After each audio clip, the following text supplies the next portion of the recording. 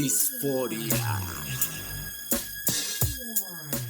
Hola, soy su amiga Disforia. Hoy les hablaré sobre los aspectos para reconocer las agujas de cartucho de calidad básica para tatuar, sin importar su marca. Es decir, cómo distinguir las características que nos van a indicar si una aguja es o no es confiable para trabajar, ya sea por buena o mala calidad en su construcción o por defectos específicos de una o más unidades, así como por un mal embalaje o almacenamiento. A veces cuando vamos comenzando a tatuar, nos frustramos porque intentamos seguir al pie de la letra los puntos básicos para hacerlo bien, pero sin tener éxito. Puntos como el voltaje correcto, una salida de aguja adecuada, suficiente profundidad y velocidad de la mano al trazar, pero aún así los resultados no son buenos y eso nos puede desalentar pensando que es nuestra culpa o culpa de nuestra máquina, cosa que casi nunca es así, aunque puede haber algunos casos en los que sí. Por ejemplo, al hacer líneas a veces notamos que por más que nos esforzamos, trazamos lento y hasta sostenemos la respiración, nos quedan muy temblorosas o con saltos y pensamos que algo estamos haciendo mal o que nuestra máquina no trabaja correctamente. Uno de los principales defectos en cartuchos de mala calidad es que el poste y la aguja tienen juego, o sea que la aguja baila dentro de la punta, y eso es causado porque el diámetro de la punta no coincide con el calibre de la aguja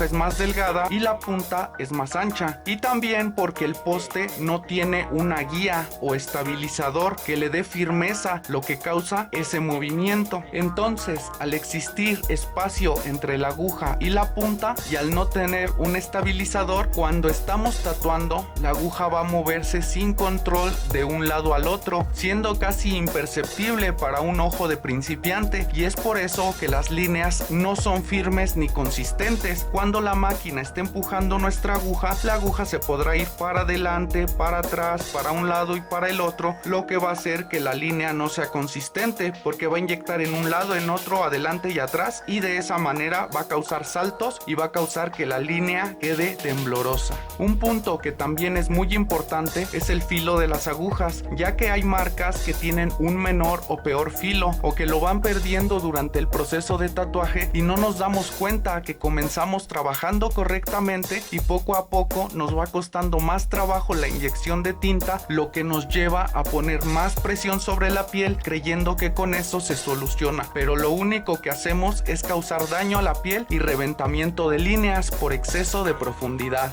En este caso, solo la práctica podrá decirnos cuál marca nos funciona mejor y nos dura más trabajando, poniéndolas a prueba en cuanto a la inyección de tinta, tanto en facilidad y calidad del acabado como en la cantidad de tiempo trabajando que nos pueda brindar dicha marca. Aunque recordemos que en cuanto a inyección y retención, una tinta que es demasiado espesa o seca puede darnos los mismos malos resultados que si estuviéramos usando una aguja de mala calidad, aún sabiendo que no es así. En este caso, con tan solo diluir la tinta correctamente usando mixer o Witch Hazel, se solucionará nuestro problema sin más. Por acá les voy a dejar un video donde hablo sobre eso y sobre todo lo relacionado con tintas, mixers y diluyentes para tatuar. Una de las mejores maneras de saber si una aguja tiene un filo de calidad es probándola en piel sintética, ya que al ser más dura que la piel real, sacará lo mejor o lo peor de nuestra aguja para saber si es buena o no.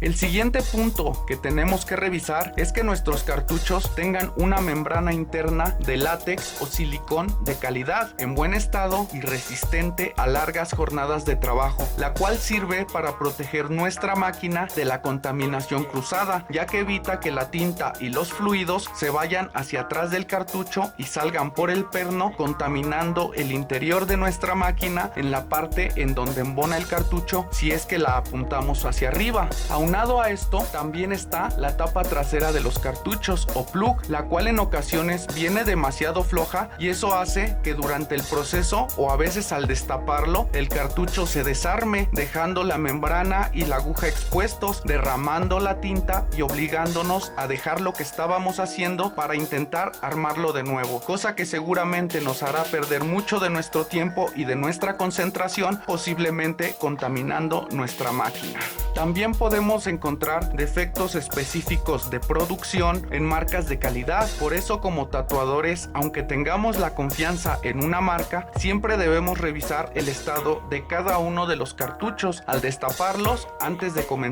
a tatuar, para detectar algún posible defecto de fábrica en ellos, como podrían ser agujas mal soldadas o fuera de la agrupación, o agujas despeinadas por un mal manejo al empacarlas, o hasta de nosotros mismos al destaparlas. No sé si se alcance a ver aquí cómo esta aguja tiene agujas despeinadas, lo cual no nos permitiría hacer una línea consistente, porque mientras toda la agrupación de agujas va dejando tinta en una área delimitada, esta agujita o estas agujitas van a estar tatuando por fuera, van a ir dejando un rastro fuera de la línea que estamos haciendo. O sea que en ambos casos las agujas afectan el acabado que una agrupación de agujas bien formada nos daría, dejando pequeños arañazos fuera de lugar a los lados mientras se intentan tatuar líneas firmes y delimitadas. Una aguja despeinada también puede causar daño indebido a la piel, porque al estar curveada hacia un lado puede engancharse y desgarrarla, así como causar bloqueos o desviaciones en el trazo y hacernos frenar la mano cuando se nos engancha y cuando se intenta desengancharla. Si esto pasa solo con una aguja despeinada, ahora imaginemos qué pasaría si varias de las agujas están despeinadas y aún así las usamos. Este problema se presenta principalmente en agujas para línea RL Round Liner y también en las RS Round Shader, como esta que tengo aquí, si las ocupamos para eso. En línea es donde buscamos consistencia en los trazos en cuanto a firmeza, grosor y delimitación, es decir, que no exista textura alguna ni fuera de su lugar.